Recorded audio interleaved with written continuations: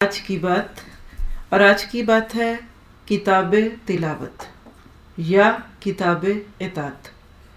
नाम से ही समझ जाएंगे कि क्या ये कुरान सिर्फ तिलावत के लिए आया या ये किताब अमल को पैदा करने के लिए आई। एक छोटा सा आपको इसके ऊपर वाक्य सुनाती हूँ।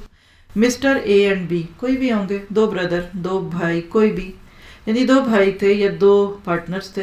इनके दरमियान एक जायदाद के ऊपर झगड़ा हुआ। अक्सर हो जाता है, जहाँ शराकत होती है वहाँ कुछ ना कुछ गड़बड़ होती है। दोनों का दावा क्या था कि ये जायदाद मेरी है। ये वो कहता था मेरी प्रॉपर्टी, ये कहता था मेरी है। दोनों मुसलमान थे।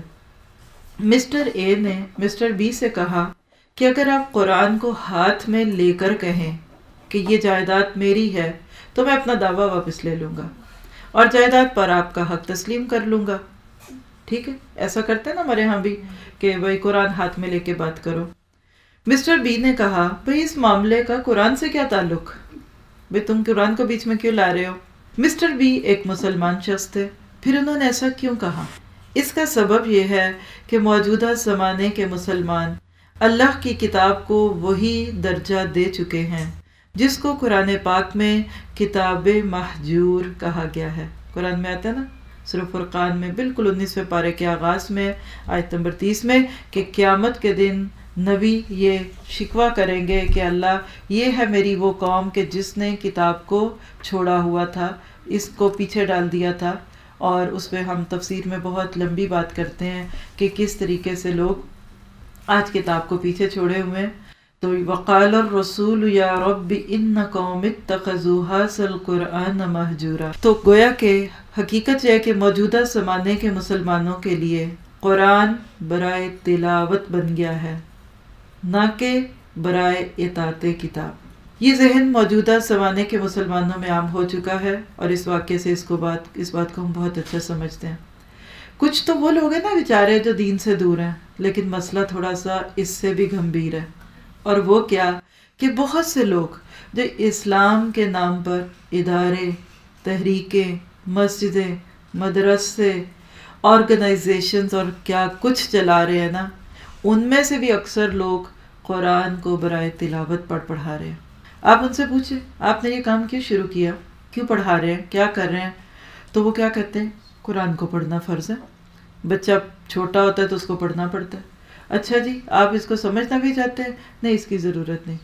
लेकिन जब उसी किताब की तफसीर या उस अरबी ज़ुबान को सीखने की बात करें तो आपको बहुत थोड़े लोग तैयार मिलेंगे। वो इस किताब को गाइड बुक नहीं बनाना चाहते। ये है आज के दौर के मुसलमानों का सबसे बड़ा इशू। ना आज का मसला वेपन्स है, ना हथियार है, ना कोई मीडिया है, और ना बड़ी ताकतें हैं और ना छोटी ताकतें हैं। आज के मुसलमानों का मसला क्या है कि उन्होंने किताब को रहनुमा किताब नहीं बनाया। वो अपने ज़ाती मामलात में इस किताब को कुछ नहीं समझते। तो हम सब आज ख़ुद से एक नियत करें, और वो क्या कि अल्लाह किताब को सिर्फ़ तिलावत के लिए नहीं, इताअत के लिए पढ़ो। यही मकसद है, वरना तो बहुत आसानी से पढ़ी जाती। फ़ीहि ज़िक्रुकुम, अल्लाह कहते हैं इसमें तुम्हारा अपना जिक्र है, गौर नहीं करते, अक्ल नहीं इस्तेमाल करते। तो इंशाअल्लाह ताला हम सब इस किताब को अमल की नीयत से सुनेंगे और ये दुआ भी करेंगे कि अल्लाह इस किताब के साथ जीना सिखा और इस किताब से मरना सिखा। अल्लाह ताला हमारी आंखें खोल दे। शादियों में दुल्हन के सर पे कुरान रख दो, क्या बरकत हो जाएगी। इस किताब को खोलेंगे तो बात होगी। और एक जुमला जो मैं अक्सर बोलती हूँ, आज फिर दिल में आ गया कि बंद किताब की इज़्ज़त करने वाले बहुत हैं। हमारे कल्चर में किताब बंद होती है ना, कहते हैं कहाँ रखो, ऊपर रखो, नीचे ना रखना, पीछ ना करना, पुश ना दिखाना, बग़ैर वज़ू के हाथ ना रखना। एक खातून थी, किसी के घर गई तो देखा कि एक ही अलमारी होती थी उस दौर में, घरों में सब कुछ उसी में होता था। सबसे ऊपर वाले में उन्होंने कुरान किताबें रखी हुई थी, नीचे अपने कपड़े थे बच्चों के, सबसे नीचे जूते थे। तो एक खातून थी, उन्होंने कहा ना ना ना, ये तो बड़ी बेइज्जती है, जिस अलमारी में तुमने जूते रखे हुए उसी में कुरान रखे हुए। ये क्या है, बंद किताब की इज़्ज़त। कुरान क्या चाहता है, खुली किताब की इज़्ज़त करो।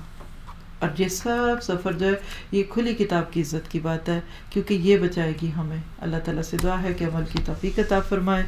سبحانک اللہم و بحمدک اشہد ان لا الہ الا انت استغفرک و اتوب الیک.